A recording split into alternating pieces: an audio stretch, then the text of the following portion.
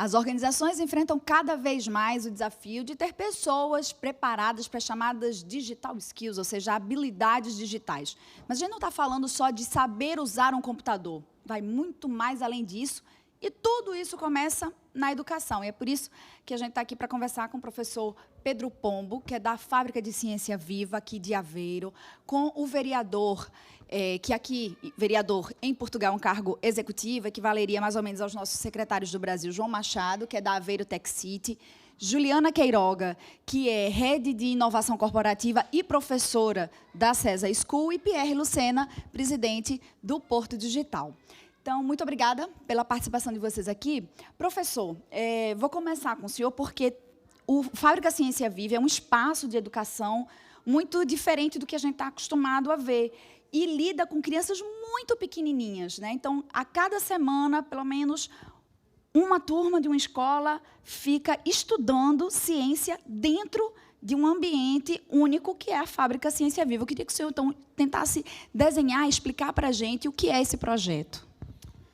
Ora, muito bem, eu vou começar por tentar fazer uma introdução ao que é a Fábrica da Ciência Viva, a fábrica daqui da cidade de Aveiro. Portanto, a fábrica é um centro de ciência que resulta de uma parceria entre a Agência Nacional Portuguesa para a Promoção da Cultura Científica e Tecnológica, que é a Agência Ciência Viva, e parceria essa com a Universidade de Aveiro. Portanto, no fundo, a fábrica é uma estrutura que está dentro da Universidade de Aveiro e que desenvolve um conjunto de trabalho com parceiros como a Ciência Viva e outros, como nomeadamente o município de Aveiro. E, portanto, este espaço é um centro de ciência que está aberto ao público e que pretende desenvolver uma programação de comunicação de ciência e também desenvolver um programa educativo relacionado com a ciência e com a tecnologia.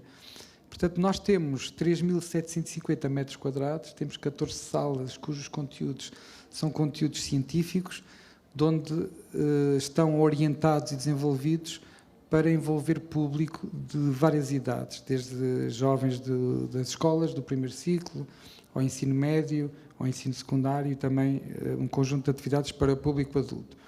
E, portanto, nós desenvolvemos este trabalho em dois níveis. Uma componente é o facto da fábrica abrir portas e receber visitantes. E aí nós recebemos, enfim, semanalmente, talvez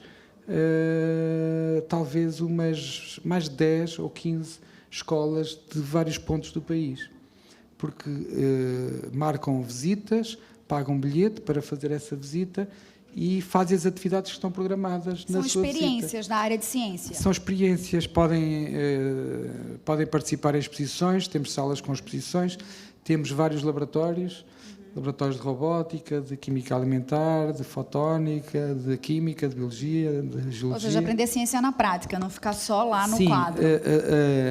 O nosso Centro de Ciência, nós vamos comemorar 20 anos para o ano, iniciou em 2004, e fizemos com o objetivo de comunicar áreas de investigação que existem na Universidade de Aveiro e também ser um contexto de envolvimento público baseado no hands-on, no mãos na massa.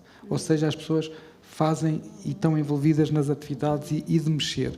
E, portanto, temos um conjunto público que vem de muitos daqui de Aveiro, da região de Aveiro, da Cima de Aveiro, da Cira, também da região centro de Portugal e da região norte, e que fazem este programa. Mas, paralelamente, nós temos vindo a trabalhar com o município de Aveiro, com vários municípios em Portugal, mas nos últimos anos e já há muito tempo, com o município de Aveiro num trabalho mais continuado e mais profundo. Aliás, uma estratégia que tem sido desenvolvida e construída em conjunto. E com o município de Aveiro, o que nós temos estado a fazer é um programa educativo que é paralelo a este. E aí sim entra o que acabou de referir. Entra, por exemplo, um projeto que nós começámos e que realmente fizemos de um desafio da ciência viva, mas que em Aveiro conseguimos fazê-lo nas condições e com a qualidade que fazemos e com os recursos que temos, graças ao município, que nos disponibilizou recursos de transporte, de catering, etc. E este projeto é o quê? Foi montar uma escola dentro do Centro de Ciência. Ou seja, nós dentro de um Centro de Ciência, que faz parte de uma universidade, temos uma escola. E esta escola é uma escola dedicada ao ensino primário, portanto ao primeiro ciclo e aos alunos do 4º ano. E das 31 escolas que há em todo o concelho de Aveiro, das 31 escolas do município de Aveiro, todos os alunos do 4º ano passam neste programa educativo. Fazendo o quê? Fazendo uma residência de uma semana. Cada turma tem uma semana de residência de aulas nesta escola especial, é uma escola diferente. Eles saem da sua escola com o seu professor. Para o professor também é um momento de capacitação e formação em ação, porque ele está uma semana a ter formação numa metodologia, num conteúdo, num programa inovador e diferente, dedicado à ciência e à tecnologia, e, portanto, durante esta semana os alunos têm um programa que vão trabalhar dedicado à aprendizagem das STEAM e competências STEAM, e que tem ligações ao currículo, não é uma coisa completamente diferente do currículo oficial. E esse projeto já tem quase 5 anos, e aí, com licença, professor, para passar aqui o microfone ao vereador, para saber que resultados vocês já conseguem perceber, vereador, nesses quase 5 anos desse projeto que o professor Pombo estava a citar, que é ter aulas durante uma semana para crianças ali na faixa dos 9, 10 anos de idade, uma aula diferente, num ambiente diferente, sobre ciência. Os resultados, antes de mais, agradecer, obviamente, o convite e a vossa presença neste evento fantástico que nós vamos promovendo todos os anos e que este ano, felizmente, também está a correr muito bem. Dar só nota que ainda é muito cedo para medir as consequências de ações como esta. Aqui o principal que eu gostava de enaltecer é nós definimos uma estratégia em 2018, onde envolvemos claramente a Fábrica de Ciência Viva. Íamos ouvindo falar muito de STEM, de Ciências, Tecnologias e Engenharias em Matemática, e numa altura que se começava a ouvir o STEAM, acrescentando a isto tudo o A das Artes, foi quando nos sentámos mais profundamente, falámos com a Fábrica de Ciência Viva e dissemos que queríamos montar uma estratégia de educação STEAM para todo o ensino público municipal e passando por todos os anos, ou seja, desde os miúdos de 6 anos até entrarem à universidade, ou seja, normalmente quando têm 17 anos.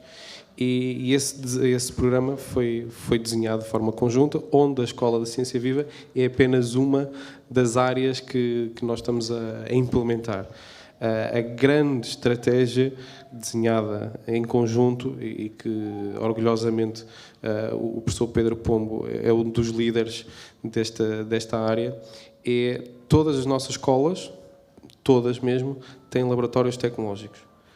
Todas as nossas escolas têm impressoras 3D desde 2019. Todas elas têm pequenos Arduinos, tudo aquilo que vocês possam imaginar do que é necessário para dar este tipo de competências, as escolas estão equipadas. Mas nós não ficámos por aqui. A nossa lógica foi formar professores. Ou seja, os professores basicamente perceberem com o material que nós estávamos a lhes entregar e com as matérias que eles tinham que colecionar, dámos-lhes skills para eles conseguirem se adaptar a esta realidade. E quem fez esse desenho todo foi a Fábrica da Ciência Viva, que acreditou. Portanto, isto é uma formação que conta para o currículo dos professores, não é uma formação que eles estão em vão, bem pelo contrário, é uma formação acreditada. Nós aqui em Portugal, os professores têm que ir fazendo ao longo do seu percurso formações acreditadas, e que conta muito para o currículo deles, para eles poderem avançar, tudo isso que vocês possam imaginar. E, portanto, quem fez também esse desenho foi a Fábrica de Ciência Viva, porque, consoante o grau de ensino dos professores, a metodologia é diferente, os materiais que vão usar são completamente diferentes, e, portanto, ficou entregue, e aquilo que nós começamos a sentir foi a necessidade de começar a pôr os jovens à prova. E foi aí que, por exemplo, o ano passado surgiu o primeiro hackathon dos Tech Labs. Ou seja, nós chamamos estes laboratórios tecnológicos Tech Labs. Pronto. Ou seja, quando vocês forem à Fábrica da Ciência e falarem de Tech Labs, eles não perguntam o quê, porque eles já sabem o que é que vocês estão a falar, que é direto sobre a ação que existe nas escolas do município de Aveiro. E foi então que nós lançámos o primeiro hackathon no ano passado, porque já havia aqui algum histórico e nada como perceber como é que os alunos e as consequências em si que eles já tinham, estas skills que tinham ou não. A verdade é que superou em largo as nossas expectativas.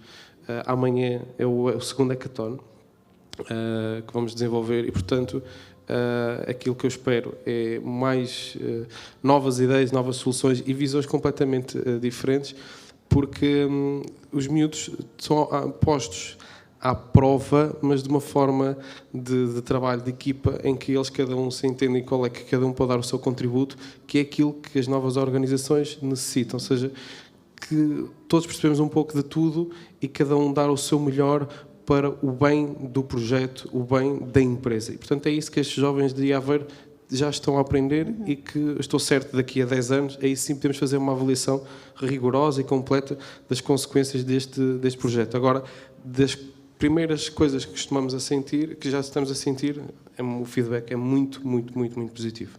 E é só aqui uma pequena nota, que é, os pais já sabem e estão atentos se o professor quer estar envolvido ou se o professor não quer estar envolvido. E há uma pressão positiva sobre os professores para que usem e continuem a usar os Tech Labs ou outras ferramentas que depois posso acrescentar, que não fica só por isto, não fica só pelos Tech Labs, nem pela Escola da Ciência. Há mais programas que nós temos, mas os pais estão atentos e a fazer sempre essa pressão positiva sobre os professores para que os seus filhos tenham o máximo de oportunidades para crescerem e conhecer o máximo que puderem. Pierre, aqui estamos a falar do que no Brasil nós chamamos de ensino fundamental.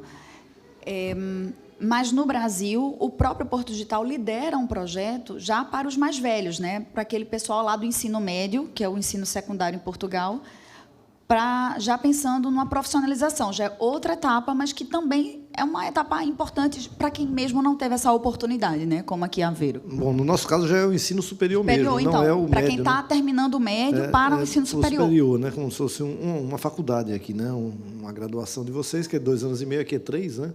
Depois vocês fazem um mestrado. Mas, veja, tem uma coisa que pouca gente... Quando a gente está falando de ensino, ele tem um propósito ali, né? O primeiro, obviamente, de ensinar essas habilidades, competências e tal, e a segunda, de formar um cidadão, né? Digamos assim, porque a formação em si é o maior esforço nacional que é feito em qualquer lugar, porque você coloca uma carga durante anos em uma pessoa, horas despendidas, tudo isso para se formar esse cidadão, essa pessoa que vai para o mercado de trabalho, possivelmente no futuro, mas, de certa forma, isso é um investimento muito grande. O que preocupa, ultimamente, todo mundo, né, e eu vou chegar nesse programa nosso, no caso do Brasil, há um problema específico que é a educação como arma de transformação social para a mudança da vida das pessoas, saírem, principalmente, da pobreza, né, de certa forma, e serem incluídas na sociedade através do processo produtivo. Essa é a primeira coisa. Mas tem uma coisa que pouca gente se atenta ali, que é o seguinte, o que a gente faz, veja, primeiro, quando eu estou falando da Fábrica de Ciência Viva, eu tive lá, fiquei muito impressionado. Eu sou professor universitário há 27 anos. Eu nunca conheci um espaço de aprendizagem tão incrível como essa Fábrica de Ciência. Nunca. E, olha, tem muito laboratório que a gente tem na universidade, tudo isso, mas é algo diferente de envolvimento, principalmente porque, quando a gente está lidando com criança, aquilo, de certa forma, toca todo mundo, né? Porque você sempre fica com uma inveja, por que eu não tenho uma dessa, né? Essa é a primeira coisa. Mas a gente tem que lembrar o seguinte, e aí eu acho que é o grande desafio, como nós pegamos espaços fantásticos, como a Escola de Ciência Viva, e damos escala a isso. Porque por trás, eu sou professor, como eu disse, há 27 anos. A educação, como um processo mobilizador de muita gente, ele é uma indústria por trás muito grande. E ela é uma indústria muito pouco glamurosa, na realidade. Porque as pessoas, para aprender a escrever, para aprender a fazer conta, tudo isso...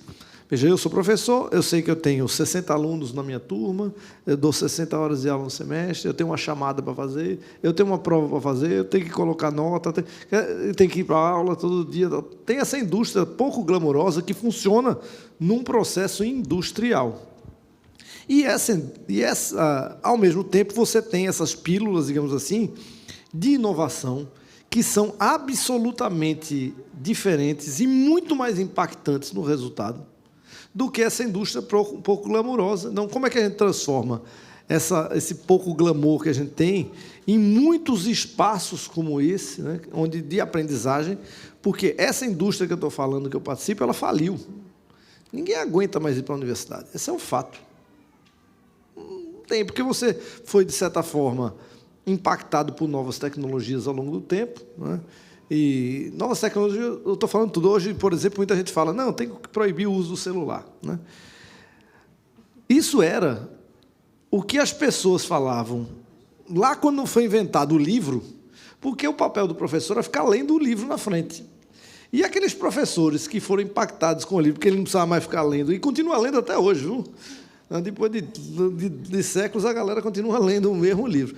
Mas tudo isso, veja, foi um processo de mudança tal que foram acontecendo. Então, fizeram com que a aula minha, por exemplo, eu sou professor há 3 décadas apenas, como se você for ver a história da educação muito mais longa, mas em 3 décadas, esse meu papel que eu tinha que escrever no quadro, tudo aquilo acabou. Então, eu chego, boto o iPad, amplio. Veja, só são inovações incrementais, mas elas fizeram com que aquela minha aula de 3 horas ficasse cumprida. Aquela minha aula de 3 horas, se eu trouxesse um Steven Spielberg para fazer o roteiro da minha aula, ele transformava em 15 minutos numa aula muito melhor, roteirizada, com outros efeitos, com audiovisual, com tudo. Seja, a própria estrutura da escola ela ainda está muito analógica, é isso que você está querendo dizer? Não é isso, ela não é muito... analógica. Não, é porque ela é uma indústria que foi colocada de forma muito organizada no processo industrial, ela é muito capilarizada. Então, por exemplo, a minha disciplina, não vou pegar uma outra, Cálculo 1. Cálculo 1 é uma disciplina que todo curso de engenharia tem, certo? Aqui em Portugal, nos Estados Unidos, o cara de Harvard é da mesma aula que daqui, que da mesma aula ali. Veja, provavelmente 99% desses professores são professores piores do que alguém ali, certo? Tem um super professor que cativa todo mundo. Então, a grande pergunta é o seguinte: como é que a gente não consegue avançar para fazer com que todo mundo tenha que repetir a mesma coisa? Você imagina se todo mundo tivesse que fazer... Pronto, se você transformasse uma bela peça de teatro em milhões de peças de teatro com um monte de ator ruim trabalhando. No final é isso, pô, não tem jeito. Não tem jeito. Então, assim, esse processo... A gente precisa arrumar uma outra coisa, uma outra forma de aprendizagem, porque a aula faliu. Quando eu levo isso para a universidade discutir, todo mundo... agora eu sou uma pessoa inútil. Eu digo, veja... Como professor, nós somos inúteis mesmo, mas assim, a gente tem uma outra coisa para fazer, certo? A gente tem que pegar coisas que já existem e montar outros ambientes. O problema disso é que não dá para eu fazer sozinho, Juliana fazer sozinho, Pedro, João... Não dá para as pessoas fazerem essas coisas sozinhas. Isso precisa de uma grande liderança nacional para dizer assim, ó, a aula está aqui, ó, no YouTube, essa aula fantástica que foi preparada, gastamos $1 milhão para preparar. Agora os professores aqui, vamos montar grupos, vamos fazer squads de trabalho, não sei o quê, vamos montar laboratórios e a gente vai avançando. Não dá para eu fazer a mesma coisa, veja só. Está lá. Você imagina se todo mundo resolvesse fazer um filme Missão Impossível. Que tragédia impossível, né, que seria. Por quê? Porque não tem jeito, porque nem todo mundo é Tom Cruise, pô. Então, assim, tem um processo para a gente fazer e tem que avançar muito. Pedro, essa fábrica de ciências que eu conheci de vocês é o espaço de aprendizagem mais incrível que eu já vi. É impressionante o que vocês fazem lá, não apenas por equipamentos, por tudo, mas porque vocês conseguem 2 coisas. A mobilização vindo por parte, obviamente, da cidade, né, para as crianças ficarem lá, mas porque vocês constroem, vocês fazem o design das peças de aprendizagem, tudo. Isso não é fácil. Isso não é fácil, né? Vocês fazendo sozinhos isso aqui, estou dizendo, numa cidade, né, como Aveiro, e porque isso precisa, esses exemplos precisam ser replicados, a gente precisa pegar o que é bom e replicar, né? Então, a gente fala de parque digital já, tá? Do projeto. A gente foi para outro rumo a conversa, que aí eu vou aproveitar para puxar a Juliana, porque Pierre está falando do modelo educacional, que a educação, como já se falou muito, é a base de do ser humano, da cidadania, como o Pierre disse, da construção do cidadão. E aí acaba que é a criança, é o adolescente, é o jovem que chega ao mundo corporativo, que é quando vocês têm os 2 braços, né, a César School, que também é a universidade, e o braço corporativo de realmente preparar essas pessoas. Mas, na verdade, vocês têm que transformar a cabeça das pessoas. Como é que isso tem funcionado no mundo das organizações, para além do que Pierre já falou, que é a universidade, a escola, mas e no mundo das organizações? Como é que isso tem acontecido? Acho que, primeiro, assim, é um prazer estar aqui, né, a gente conversando. Falar sobre educação é sempre muito apaixonante e muito desafiador, porque a gente está falando de uma instituição e de uma forma de aprendizado que já está estruturada há muito tempo, né? E a gente fala de provocações e formas de novos aprendizados e novos conteúdos que não param de chegar. Tecnologias, conhecimentos emergentes que a gente aprende como ensinar e transferir esse conhecimento para alguém. Né? Sem querer assim, chover no molhado, mas realmente a fábrica de ciência é algo impressionante, espetacular. Acho que também um parabéns aí de minha pessoa. Mas quando a gente olha para o mundo corporativo, né, dentro da Cesar School, a gente tem o desafio, desde a época da graduação, mas a gente trabalha com muitas pessoas que já são egressas de outras instituições educacionais, que já estão no mercado e que querem, às vezes, mudar a sua área de atuação. Porque estavam em alguma área que ficou um pouco mais obsoleta, que chegaram em um novo desafio profissional e entendem que precisam trazer um conhecimento novo. A gente fala muito do lifelong learning, né? Então, você não para de aprender, você não para de estudar e, naturalmente, você não para de ensinar. Tá? Isso é um processo que ele acaba acontecendo de uma forma muito cíclica. Muitas organizações elas buscam o Cesar e, naturalmente, o Cesar School pela dificuldade que eles têm de encontrar profissionais tecnicamente capacitados para desafios específicos que eles têm no mundo que se vive hoje.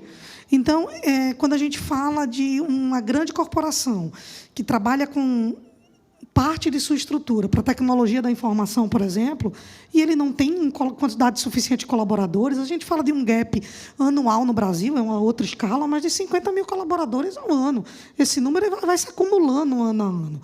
O que a gente consegue fazer dentro da Cesar School, além dos programas que a gente vai ter para graduação, mestrado, doutorado, a gente consegue montar grades curriculares, conteúdos específicos para que possam ser colocados dentro dessas organizações.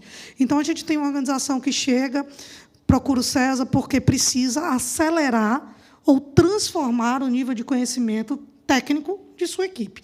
Uma tecnologia específica, um conhecimento relacionado a design, uma integração de software, e a gente consegue fazer isso com bastante prática. A história do hands-on, do mão na massa, de trazer um desafio real que se tem naquela empresa para a realidade desse aluno e trazer professores que estão trabalhando no mercado no dia a dia. Então, os professores da Cesar School, nós temos professores que são exclusivamente professores e pesquisadores, principalmente de pesquisa aplicada, mas a gente tem muita gente que, no dia a dia, também trabalha dentro do mundo corporativo, vivenciando inovação.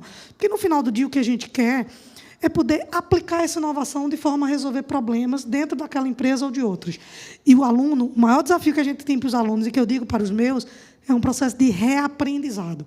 O mais difícil é o trabalho cultural de desaprender um pouquinho do que você aprendeu, aquela caixa, Pedro, que você estava mostrando aqui, às vezes que você está dentro de uma caixa estruturada, e você provocar e trazer porosidade para essa caixa, para que outros conhecimentos e provocações possam acontecer. Porque muita gente, quando nós falamos de habilidades digitais, pensa só em poder operar um computador, aprender a operar um computador.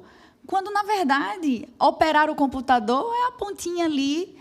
É isso que eu também queria que você trouxesse um pouco do que é essa tal de digital skills tão buscada pelas organizações. O que é que isso se traduz? Em que se traduz na prática?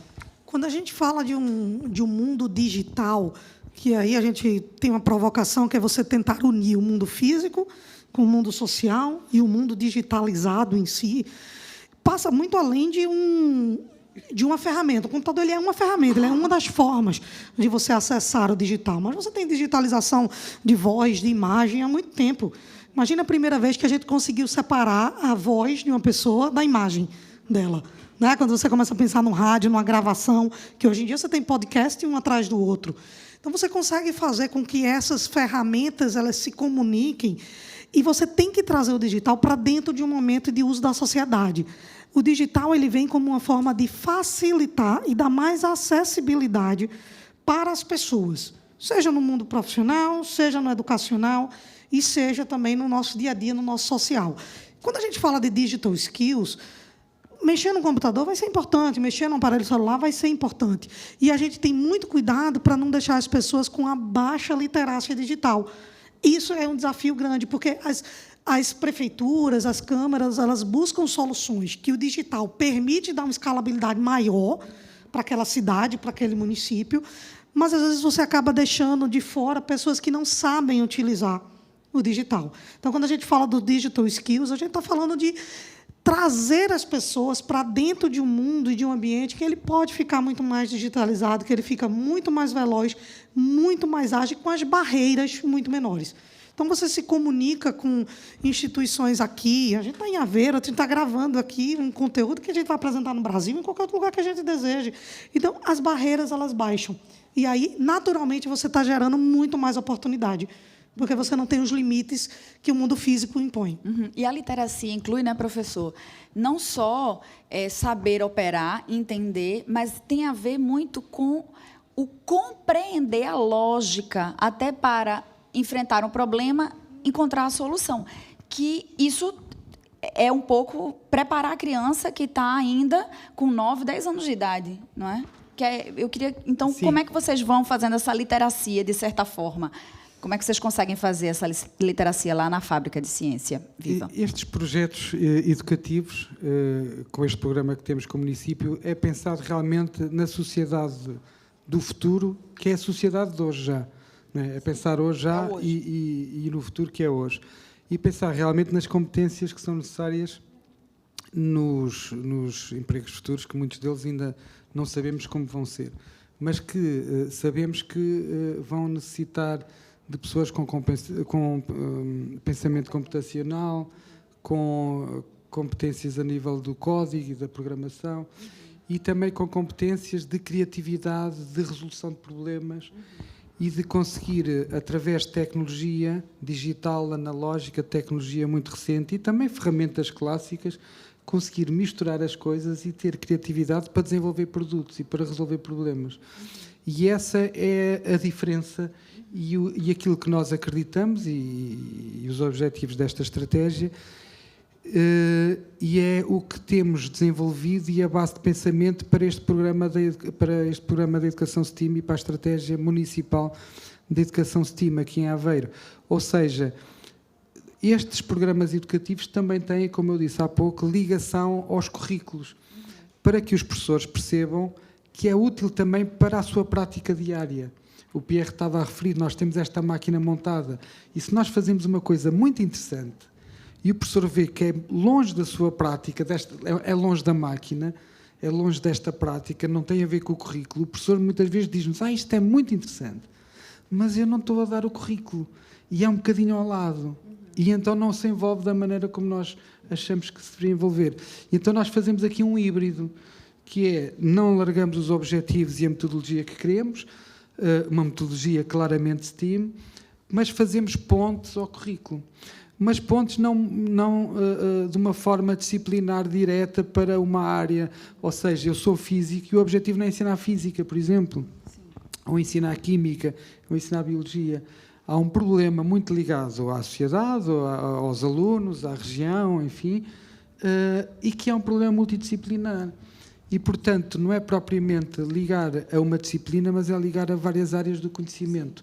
E isso faz com que vários professores sejam chamados para o processo, não só os professores de base científica, mas também os professores de base tecnológica, os professores biólogos, os artistas, os designers, e pôr realmente as pessoas a colaborar. E dessa forma é que começa-se a dar, de uma forma muito clara, a importância ao potencial de cada um.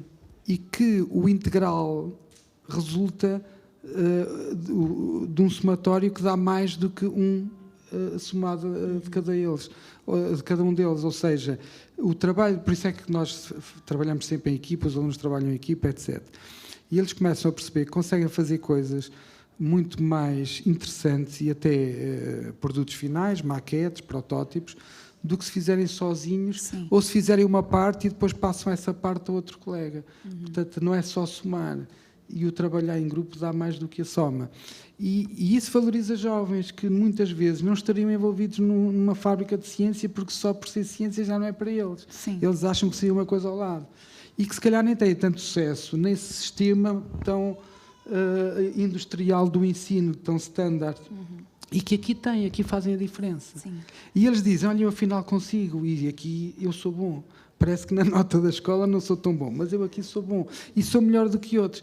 E é este empower dos jovens Nós fazemos vários projetos. Com este projeto da Câmara, esta parceria deu-nos uma oportunidade única e eu também, enfim, já que estamos aqui em público e para o Brasil, queria agradecer na pessoa do nosso querido vereador, João Machado, agradecer ao município de Aveiro a oportunidade que nos deu.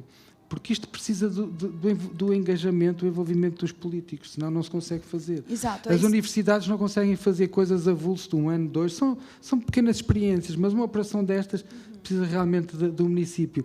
E deu-nos uma oportunidade para fazer e ouvir feedbacks. Nós, ia dar este exemplo, nós tivemos uma menina, um projeto e um grupo de jovens, e houve uma aluna que disse, eu pensava que tinha que comprar isto. E nós fizemos isto num teclado. Isto é um pop-up que aparece e tem luz e tem sensores e dá sons. E eu costumava comprar isto. E nós fizemos isto na nossa escola. E ela mudou naquele momento. Ela percebeu que ela, com os colegas, consegue fazer esta coisa. E que tem que ter o design, senão não ficava tão bonito. Tem que ter uma série de elementos. E esta é a diferença deste programa, que não é para ensinar as áreas científicas. É para promover realmente competências e a criatividade e a resolução de problemas. Porque assim eles vão conseguir vencer no futuro e vão conseguir ter um bom emprego. Como é que o município, vereador, dentro de uma estrutura que Pierre citou, né, muitas vezes criada numa outra era, consegue encaixar essa inovação na educação dentro de uma estrutura antiga? Como é que vocês têm feito isso como poder público? Aqui o principal é parte de como tudo, que é as relações. E tudo iniciou, felizmente, 4 anos antes de eu chegar, onde o nosso prefeito, que aqui é presidente, disse prefeito para ser mais fácil vocês entenderem, entrou e quando entrou com o espírito de mudar. E mudar é estar próximo, era ouvir e criar relações. E criou relações com os agrupamentos de escola, muito próximo, onde o telemóvel do diretor está ao alcance de todos os vereadores e o contacto de todos os vereadores está ao alcance dos diretores da escola. E, portanto, basicamente, houve uma relação que foi sendo criada e quando nós achámos que era o momento oportuno, seja porque a Câmara já estava devidamente estruturada, seja porque havia oportunidades de financiamento que estávamos em vista, quando montámos esta estratégia toda, falámos com a fábrica deu imensos contributos, como vocês vão de imaginar, não é? E sentámos com as direções das escolas e partilhámos aquilo que era a nossa intenção e a nossa visão, mas obviamente não podíamos fazer nada se as escolas não quisessem estar envolvidas. E a resposta desde o primeiro minuto foi sim, apenas gostaríamos de acrescentar algo. E esse algo também para nós foi um elemento muito chave. Não que não tivesse na nossa visão, mas nunca pensássemos que se calhar conseguimos chegar lá tão rápido quanto eles nos pediram, que era fazer o acompanhamento em contexto de sala de aula. Ou seja, nós formamos os professores, e porquê? Porque os professores são um agente de mudança dentro de uma sala de aula. Se nós não capacitamos, se nós não estimulamos o professor e só lhe entregamos ferramentas, ele não vai pegar naquilo, ok, tudo bem, e até logo. Então, nós proporcionamos isto. E aquilo que a fábrica vai fazendo ao longo de todo o ano letivo é fazendo visitas à escola, não naquela lógica de polícia ou de fiscal, não, vai lá naquela lógica de há um exercício que o professor tem feito, mas que é preciso mais um recurso humano ou mais aqui uma ajuda e conseguem alavancar alguns exercícios que vão fazendo ao longo do ano. E isto partiu do desejo dos diretores das escolas e que basicamente fez com que o sucesso fosse ainda mais rápido por essa razão. Portanto, partiu muito desta relação de proximidade que temos com as escolas. Todos os anos fazemos um balanço só desta área, portanto, há um acompanhamento muito regular de educação. Eu não tenho a pasta de educação, infelizmente, está muito bem entregue ao meu colega vice-presidente, mas ele também faz parte integrante, ou seja, o meu colega de educação, em todos estes momentos, ele está sempre presente. As reuniões que eu tenho com o professor Pedro Pombo, o meu colega de educação está sempre presente. Portanto, há aqui uma parte, como eu disse no início, sempre das relações pessoais e de querer criar rede e de querer fazer algo crescer. E isso é o que existe aqui, o ecossistema que temos em Aveiro, é isto, há um espírito de equipa, um espírito de missão e um espírito de continuar a fazer com que Aveiro esteja na frente e a ser a capital da inovação de Portugal, porque o é e porque temos sido reconhecidamente eleitos pela Europa e em Portugal como tal. Quando a gente fala de inovação, tecnologia, falamos também na necessidade de profissionais formados nessa área, né, de engenharia de computação, engenharia de software, ciência da computação, uma demanda cada vez maior, Pierre, e aí a gente retoma aquela questão do embarque digital, que foi um projeto liderado pelo Porto Digital para resolver o problema, né? Estávamos falando aqui de pensar fora da caixa, de soluções, e a ideia desse projeto veio de um problema real, né? Veja, a gente tem um problema real em Recife, que é o fato de, como você tem o Porto Digital e você cria uma espécie de imaginário de empregabilidade na área de tecnologia, por outro lado, você tem um efeito rebote que foi fazer com que a nota de entrada na Universidade Federal fosse quase impossível de ser alcançada. Certo? Só para ter uma ideia, João, lá em Recife, esse ano, os 3 cursos de maior nota mínima de entrada no Enem, o primeiro foi Ciência da Computação, o segundo foi Sistema de Informação e o terceiro foi Medicina, que já é muito disputado. Então, você criou uma barreira de entrada, mesmo tendo razoavelmente muitas vagas, tal, muito grande. Então, o que a gente imaginou? Bom, nós temos um problema específico, que é a falta de capital humano na área de tecnologia. Por outro, a gente tem uma geração de jovens talentosos terminando o ensino médio e não conseguindo acessar as vagas das universidades públicas, e ele não tem dinheiro para pagar. Então, jovens que saíram da escola pública e não têm. Então, vamos montar cursos. Isso surgiu primeiro com cursos privados, pagando. Vamos montar cursos nas universidades parceiras, como, por exemplo, a Universidade Católica, que eu acho que tem aqui também, né? A Universidade Católica de Portugal, do Porto, eu acho, né? A Universidade Portuguesa tem em Lisboa e tem no Porto. Então, montamos um curso lá, como em outras universidades. Os acessos da School devem entrar esse ano, agora em fevereiro. E, nesses cursos, das 5 disciplinas, uma é dentro do Porto Digital, que é uma residência de software em squads de trabalho baseados ali na área de saúde, que tem feito isso com sucesso no mundo todo, né? Onde o aluno já vai para dentro do Porto Digital, uma empresa mentora um squad de trabalho. O César tem, a gente tem a NTT Data, temos a Accenture, e tem um conjunto lá de empresas. E a grande coisa é o seguinte, como dar escala a isso, né? Que é o problema que a gente estava conversando agora, como dar escala a isso. Numa cidade que precisa de muito emprego, e o Porto Digital precisando de muito capital humano. E aí foi criado um programa de bolsas para esses cursos, chamado Embarque Digital. A Prefeitura do Recife financia essas bolsas.